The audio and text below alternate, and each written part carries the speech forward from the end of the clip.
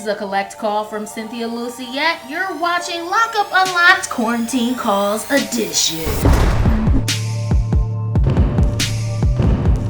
Happy quarantining, everybody. Look, this is the only show where you get the exclusive behind the scenes from your favorite cast members of WeTV's Love After Lockup. And today we have on the line the experts on the topic which we are breaking down. We're talking about the psychological aspects behind Love After Lockup. Who do you guys think we call? Who do you think we hotline bling? Huh? Angela and Tony. Tony's been in prison for about 3 years. My Tony, you did. So what do you want first, steak or bacon? Steak. I need some sex in my life too, babe. Yeah. Bad boys are sexy. I'm hot, that's what I am. Are you telling me you're in trouble because you didn't go back to the halfway house? They called him. So what do you do? I don't know. We haven't even had time to have sex. And here he goes doing some dumb crap to screw it all up. All that stuff he talked about while he was in prison was just a bunch of BS. What's up, Angela? How are you doing during this corona craziness? I'm doing okay during the corona time. It's been a struggle, just isolating and, all this social distancing. It's not much to do, so I'm doing good. There's a lot at play happening in the world right now, but one thing that is for certain is that people in their mental health is very, very important right now during this time because it's just a lot of information to process overall. You work in the mental health field, right? Really, when I started my mental health career, it was all about wanting to go into the corrections aspect of it, meaning wanting to be a counselor at the prisons. But once I became involved in mental health, I kind of changed my mind because prison is just a really hard place and I'm a very giving kind of person and prisons and myself, we're really conflict. Angela, I just want to know, did you know that Tony had some issues when you met him? Yes, I found Tony and I knew right off the bat when I met Tony that he had some issues. I have addictions, like for instance, women. Tony needed some intensive help. Just being friendship wasn't enough. He needed somebody to be kind of hard on him. And he knows he needs the authority in his life. So the commitment and the authority kind of works hand in hand. See, you just broke down his file. Like, he's this, he's that, he has a problem with authority, he's da-da-da. You just gave us his whole mental health profile, which is what you actually get paid to do. Angela she was a lot of things to Tony, and one of them was being a no man. She definitely was. That ain't right, Tony. Why you do that to me, Tony? One of the biggest questions all the fans are dying to know is, out of everybody, Angela, why Tony?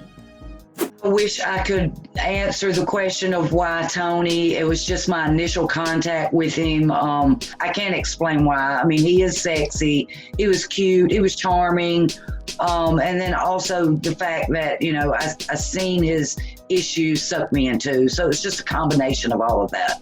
I mean, during my relationship with Tony, because I knew he had such issues, I kind of doubted a lot of what he said, but I have this gift, I'm going to call it, of being able to see, Tony's lying, no, he's not lying, and falling somewhere in the middle and not reacting to it. I am burning up the little bit of Tony gave me because he ain't really gave me but a bunch of letters. It's just kind of like an acceptance of him and just kind of waiting to see what happens so the truth will be revealed.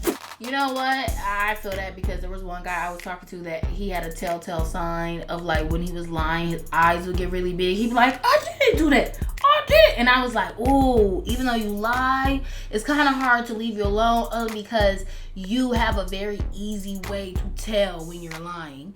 And I feel that because once you can tell when somebody's lying, you feel like at least you be on that bullshit for sure. But at least I know when you are. Because what would scare me more is when you can't tell when a man is lying. And you think he's telling the truth. Angela got Tony figured out. I feel you, girl. I feel you. But I feel you. Angela, do you have any regrets? I really don't have any regrets about any of the choices I've made in life. Because I've learned, I've grown, it's made me a better person. And, I'm just happy with who I am.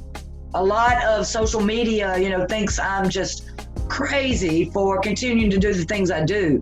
But my motto is, if you're living in a comfort zone and you're not stepping out of that comfort zone, then you're really not living. So I love that. Thank you, Angela. Thank you so much. We are friends. Know that in your heart. Click. Now see, now I'm talking to an audience. Now I feel like a fake friend because I'm about to call her ex. But you know what? I gotta give y'all the scoop. So, broop, broop, hey. Tony, what did you and Angela have in common? I realized very early in my relationship with Angela that we both had a desire to help other people, and that we both had an infatuation with the mind and therapeutic values, stuff like that. And so I realized really early in our relationship, and that's really what brought us so close together to begin with. This is really good to see this side of Tony where he's like, I want to help people just like Angela. I thank you for that. I know you're full of gems, you're full of lessons. And the fans wanted to know, what was the first crime you ever committed? My first crime would have to have been drinking at 14 years old and smoking marijuana. I started to experiment with drugs, and shortly after, by the time I was 15 or 16, I was selling them. I actually started selling drugs for the money and so that I could have all the free drugs I wanted. And it just progressed from there. I needed more money to get more drugs to sell and do, so I robbed an ATM. And when I got pulled over on a warrant for that, I had a loaded firearm and drugs in the car. Now, my first arrest was at the age of 20. Okay, that's very interesting. See, I think when you're drinking at 14 years old, that shouldn't be a crime for the 14-year-old. It should be the crime for whatever adult bought you that or left the liquor around. It's their fault. You're a kid. That ain't your fault, Tony. I need you to explain, how did you and Angela's relationship start? I was 3 years in on a 5-year sentence in the feds when I met Angela. Our relationship was primarily letter writing and phone calls. When I was lucky enough to be transferred through a place that did have cell phones available or video visits, we were able to visit that way. Towards the end of my sentence, I had access to a cell phone, so it really made our relationship a lot better. I'm based from the West Coast, and I would have no reason to come out to Mississippi other than to be with Angela. And I got transferred almost 3,000 miles. It took almost 30 days for the transfer to take place, because they take me from one place to another in order to get to her. And it was all for her. I always hear opposites attract, and I always wonder how. And I want to know, is there anything that you would go back and tell your younger self?